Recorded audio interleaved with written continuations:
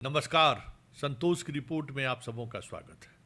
और आज हम संतोष की रिपोर्ट में बात बिहार के भ्रष्टाचार से जुड़े उस सबसे बड़े मुकदमे की करने जा रहे हैं, जिस मुकदमे को लेकर आज हाई कोर्ट में एक बड़ा फैसला आया है। कोई मीडिया उडिया वाला नहीं चलेगा, समझ गए ना। ये खबर आपको कहीं दिखाई भी नहीं देगी। इतनी बड़ी खबर है, सब मौन साधे हुए हैं।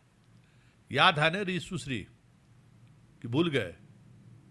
जी हाँ, बिहार प्रशासनिक महकमों, बिहार के जो प्रशासनिक महकमा है, उस महकमे का वो सातिर चेहरा, वो सातिर नाम, जिसने बिहार के भ्रष्टाचार के मामले में जो जीरो टॉलरेंस का जो नीतीश का सपना था, उसको सिर्फ तार तार ही नहीं किया, पैरों तले कुचल रगड़ दिया एकदम। और उसके साथ जो जितने अधिकारी खड़े थे, सारे अधिकारी आज भी बिहार के सबसे बड़े पद पर, ओहदे पर काबिज है।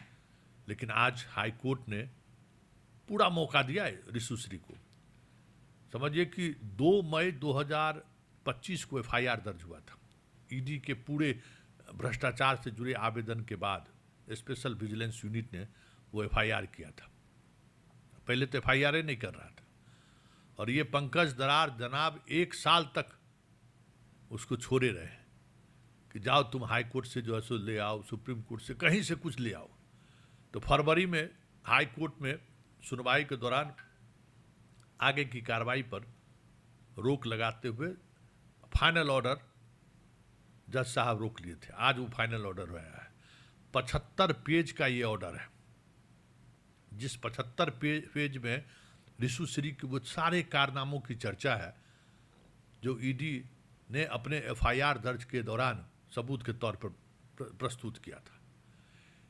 जिस व्यक्ति को लेकर हाई कोर्ट की ये टिप्पणी आ रही है, आप देख रहे हैं पीछे में पूरा जजमेंट की कॉपी चल रहा है, उस व्यक्ति को बिहार की पुलिस के एक आला अधिकारी बचाते रहे, इतने बड़े एविडेंस के बावजूद भी।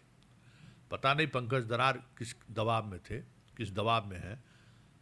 अब भी गिरफ्तारी करेंगे कि नहीं करेंगे, उससे पूछताछ के लिए उसको बुलाएंगे कि नहीं बुलाएंगे, ये भी कहना मुश्किल है।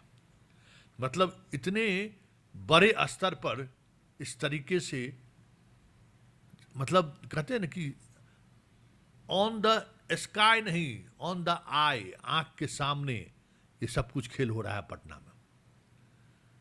तो ये देखना दिलचस्प होगा कि ऋषुश्री की अब गिरफ्तारी होती है कि नहीं।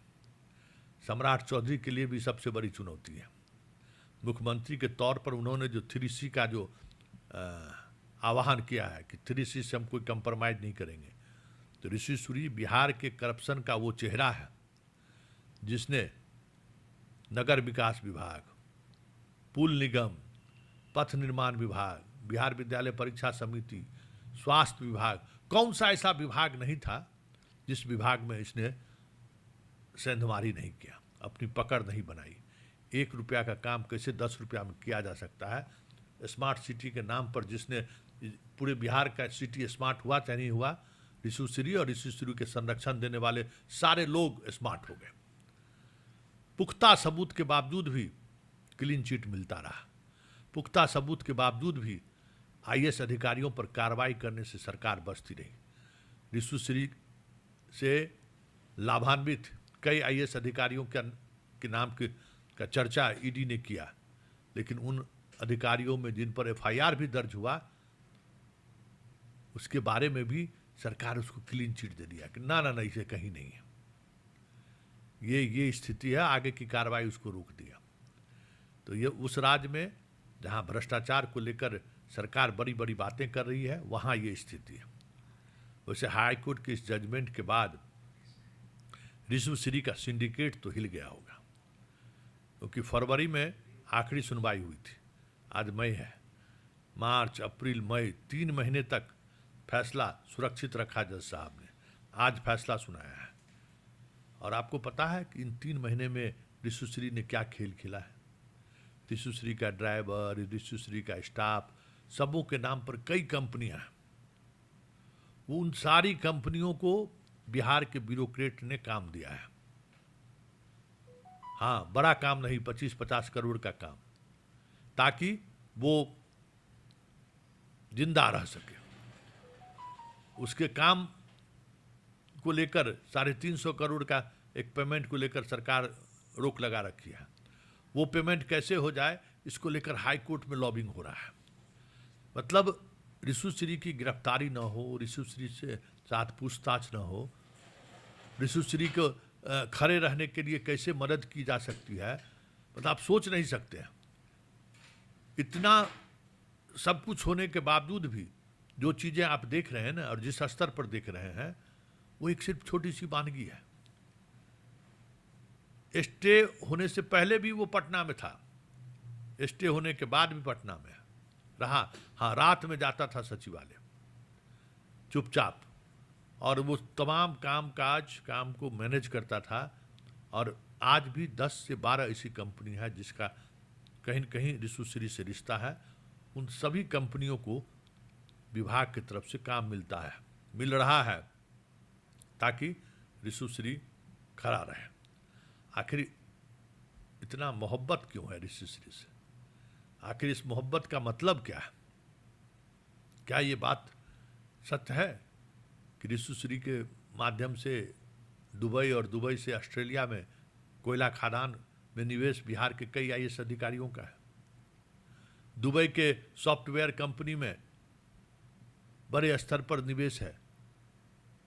आजकल कई आईएएस अधिकारी का बाल बच्चा जो है कंपनी का सीईओ बन रहा है, और सब दुबई ही शिफ्ट हो रहा है। तो क्या ये जो खेल है उसी का नतीजा तो नहीं है?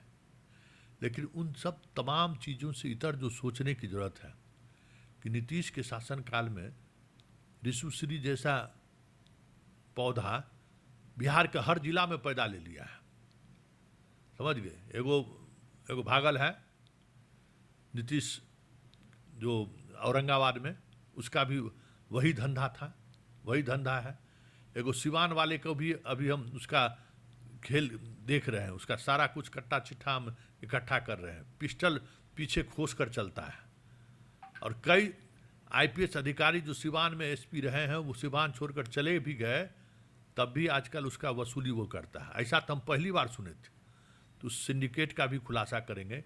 लेकिन उससे इतर जो सबसे महत्वपूर्ण बात है कि ऋषु श्री पर हाईकोर्ट का आदेश, मतलब जजमेंट, वो जजमेंट दिखा रहा है कि पूरी लॉबी जो चाह रही थी कि ऋषु श्री को कैसे भी हाईकोर्ट से कुछ राहत मिल जाए, उससे पूछताछ करनी नहीं पड़े, उसको गिरफ्तार न करना पड़े, उसको आज बड़ा झटका लगा। क्योंकि सबको पता है कि ऋषु श्री की गिरफ्तारी हुई, पूछताछ हुआ, तो बिहार की ब्यूरोक्रेसी में कह सकते हैं कि भूचाल आ जाएगा, सुनामी आ जाएगा। क्योंकि 1, 2, 3, 4, 5 नहीं, दर्जनों ऐसे आईएएस अधिकारी हैं जिसका सीधा सीधा रिश्ता ऋषु श्री से है। और ऋषु श्री ने सिर्फ उन अधिकारियों से रिश्ता ही नहीं बनाया, उन अधिकारियों का ब्लैक मनी इस प्रदेश से, इस देश से कैसे बाहर जाए, इसकी भी जुगत उसने लगाई है। अब देखिए, सहरसा में खेला हुआ ही है, सहरसा वाला पेमेंट कर ही दिए थे। वहाँ के मतलब कितना लॉबी मजबूत है, समझ जाइए। वहाँ का कार्यपालक पदाधिकारी जो है पेमेंट कर दिया रोक के बावजूद भी, उस पर भी जांच चल रही है। मतलब जिस पर भ्रष्टाचार का मसला एस्टेब्लिश हो चुका है, जिस पर जांच चल रही है, जिस पर एफआईआर दर्ज हो गया, वो कैसे मार्केट में टिका रहे, इसको लेकर पूरा प्रशासनिक महकमा इस स्तर पर जाकर किस मदद कर रहा है, वो जब आप देखेंगे तो हैरान रह जाएंगे। बताइए, पंकज दरार साहब 1 साल हो गया फाइल दबा के बैठे हुए थे, और जब उनसे सवाल होता था तो अगल बगल झांकना शुरू कर देते थे। पंकज दरार साहब, जवाब तो आपको देना होगा। अब तो चलिए, हाई कोर्ट से भी जो इसको राहत नहीं मिला, तो कार्रवाई कब कीजिएगा? सुप्रीम कोर्ट तक भी इंतजार करिएगा क्या? चलिए, फिलहाल संतोष की रिपोर्ट में इतना ही। इजाज़त दीजिए, नमस्कार।